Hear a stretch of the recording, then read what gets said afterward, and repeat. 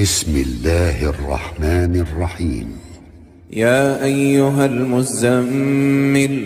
قم الليل إلا قليلا نصفه أو انقص منه قليلا أو زد عليه ورتل القرآن ترتيلا إنا سنلقي عليك قولا ثقيلا إن ناشئة الليل هي أشد وطئا وأقوم قيلا إن لك في النهار سبحا طويلا واذكر اسم ربك وتبتل إليه تبتيلا رب المشرق والمغرب لا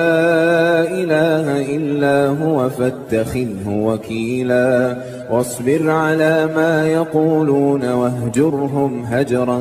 جميلا وذرني والمكذبين أولي النعمة ومهلهم قليلا إن لدينا أنكالا وجحيما وطعاما ذا غصة وعذابا أليما يوم ترجف الأرض والجبال وكانت الجبال كثيبا مهيلا إنا أرسلنا إليكم رسولا شاهدا عليكم كما أرسلنا إلى فرعون رسولا فعصى فرعون الرسول فأخذناه أخذا وبيلا فكيف تتقون إن كفرتم يوما يجعل الولدان شيبا السماء منفطر به كان وعده مفعولا إن هذه تذكرة فمن شاء اتخذ إلى ربه سبيلا إن ربك يعلم أنك تقوم أدنى من ثلثي الليل ونصفه وثلثه وطائفة من الذين معك والله يقدر الليل والنهار علم أن لن تحصوه فتاب عليكم فاقرؤوا ما تيسر من القرآن علم أن سيكون منكم مرضى وآخرون يضربون في الأرض يبتغون من فضل الله وآخرون يقاتلون في سبيل الله فاقرؤوا ما تيسر منه وأقيموا الصلاة وآتوا الزكاة وأقرضوا الله قرضا حسنا وما تقدموا لأنفسكم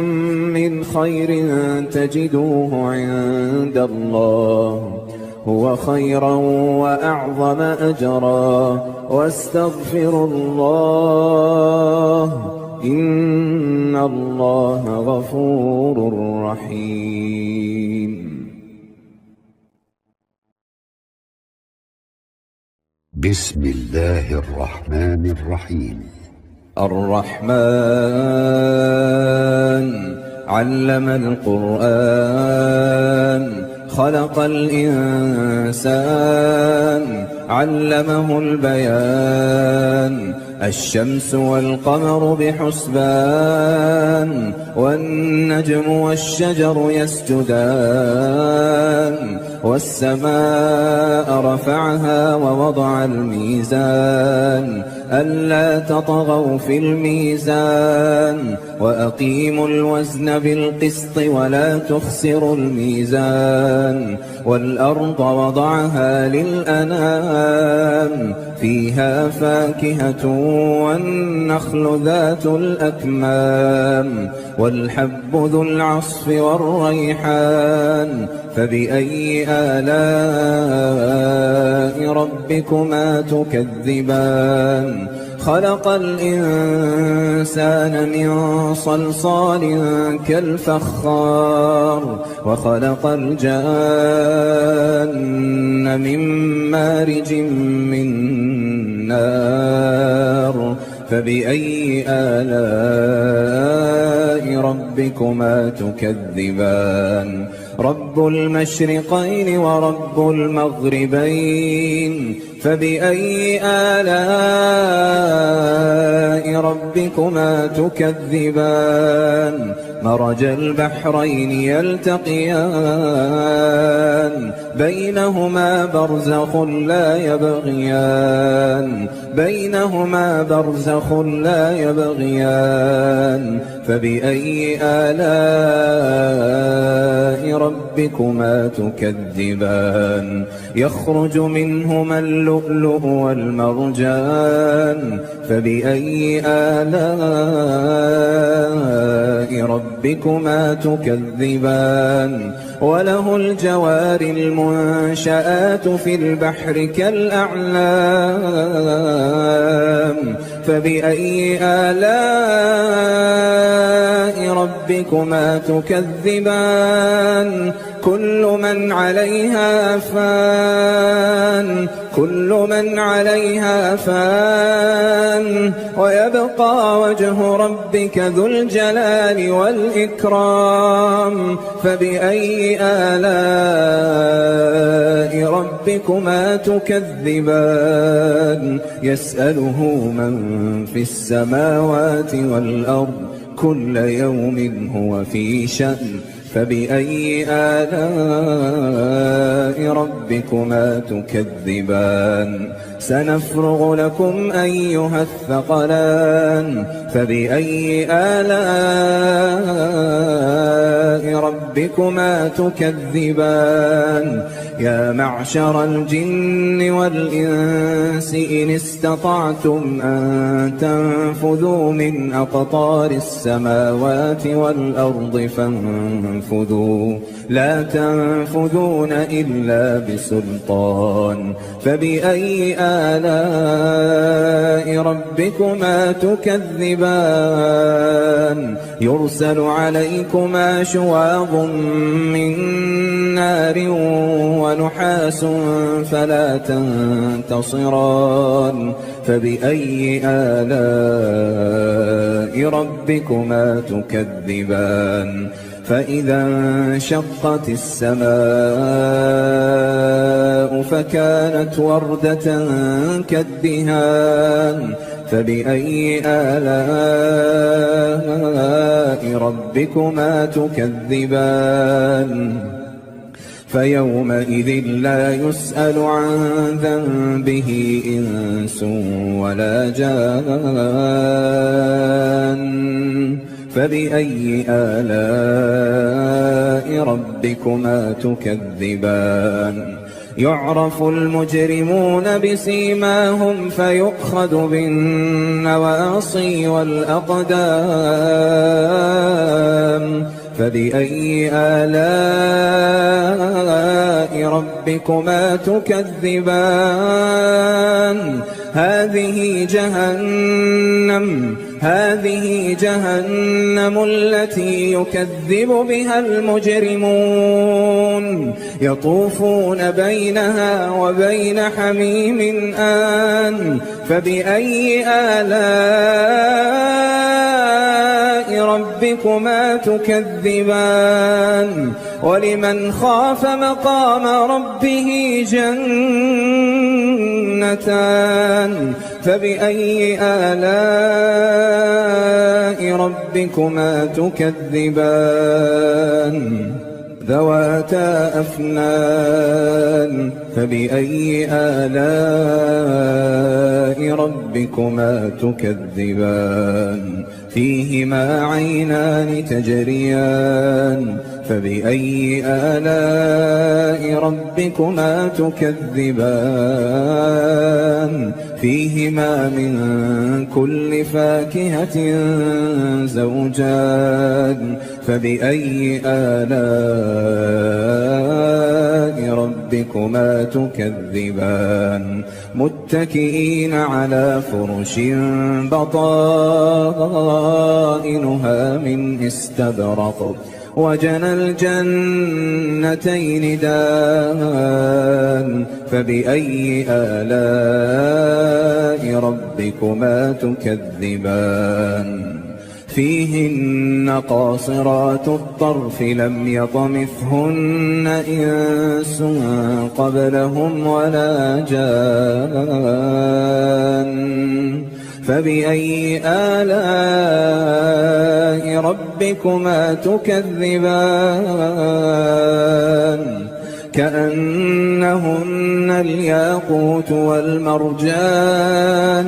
فبأي آلاء ربكما تكذبان هل جزاء الإحسان إلا الإحسان فبأي آلاء ربكما تكذبان ومن دونهما جنتان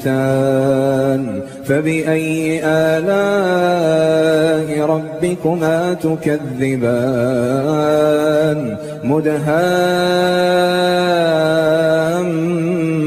مدهامتان فبأي آلاء ربكما تكذبان فيهما عينان نضاختان فبأي آلاء ربكما تكذبان فيهما فاكهة ونخل ورمان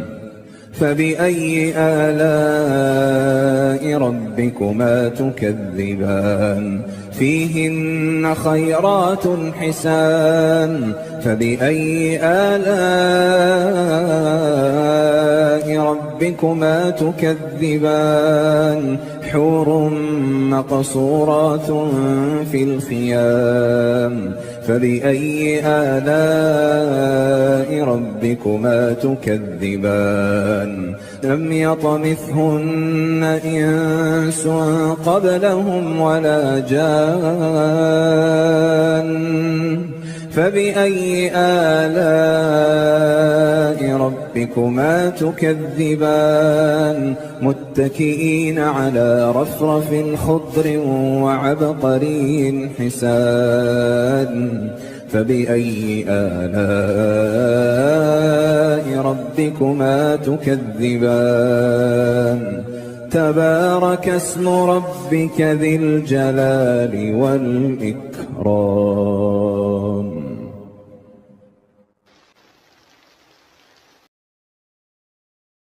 بسم الله الرحمن الرحيم. ياسين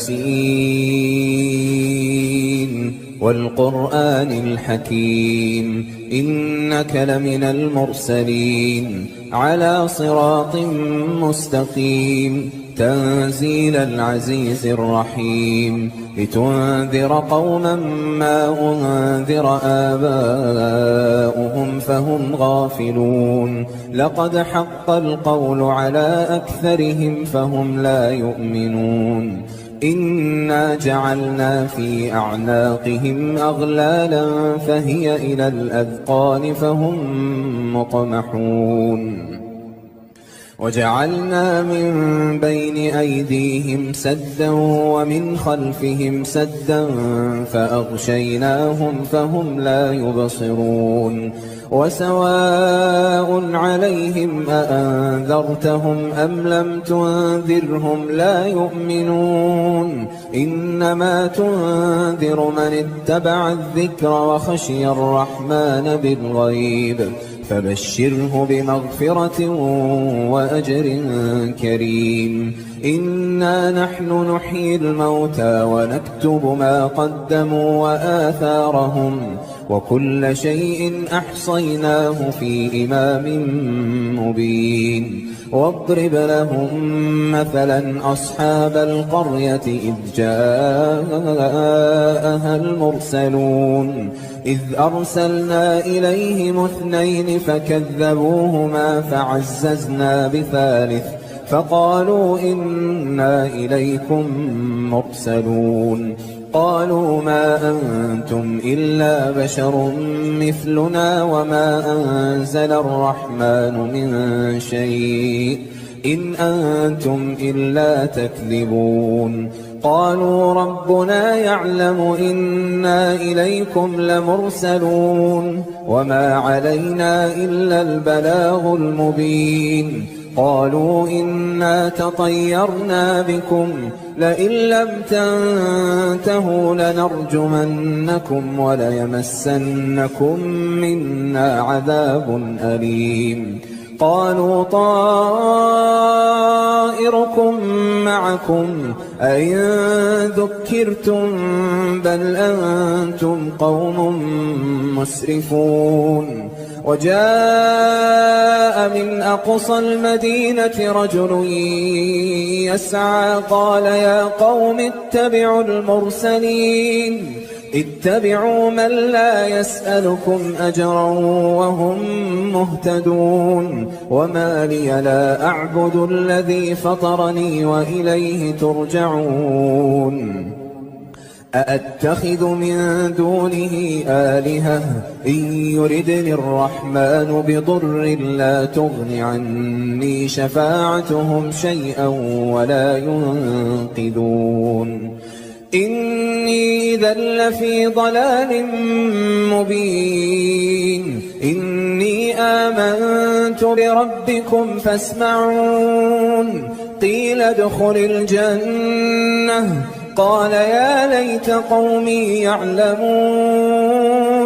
بما غفر لي ربي وجعلني من المكرمين وما أنزلنا على قومه من بعده من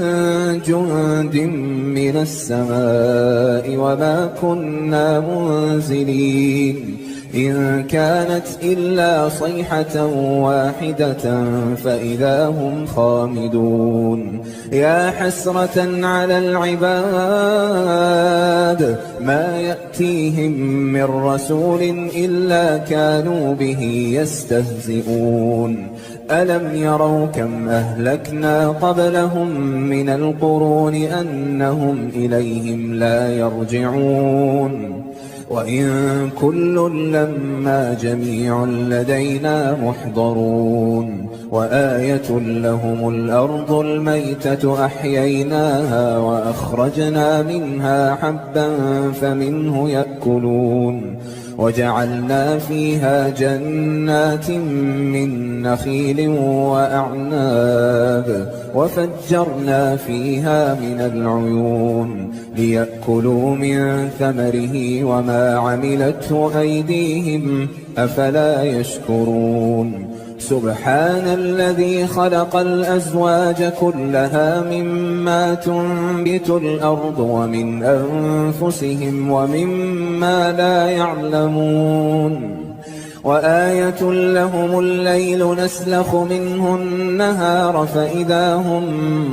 مظلمون والشمس تجري لمستقر لها ذلك تقدير العزيز العليم والقمر قدرناه منازل حتى عاد كالعرجون القديم لا الشمس ينبغي لها أن تدرك القمر ولا الليل سابق النهار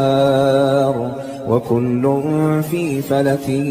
يسبحون وآية لهم أنا حملنا ذريتهم في الفلك المشحون وخلقنا لهم من مثله ما يركبون وإن نشأ نغرقهم فلا صريخ لهم ولا هم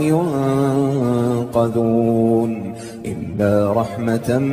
منا ومتاعا إلى حين وإذا قيل لهم اتقوا ما بين أيديكم وما خلفكم لعلكم ترحمون وما تأتيهم من آية من آيات ربهم إلا كانوا عنها معرضين وإذا قيل لهم أنفقوا مما رزقكم الله قال الذين كفروا للذين آمنوا أنطعم من لو يشاء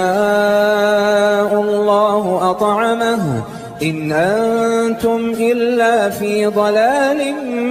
مبين ويقولون متى هذا الوعد إن كنتم صادقين ما ينظرون إلا صيحة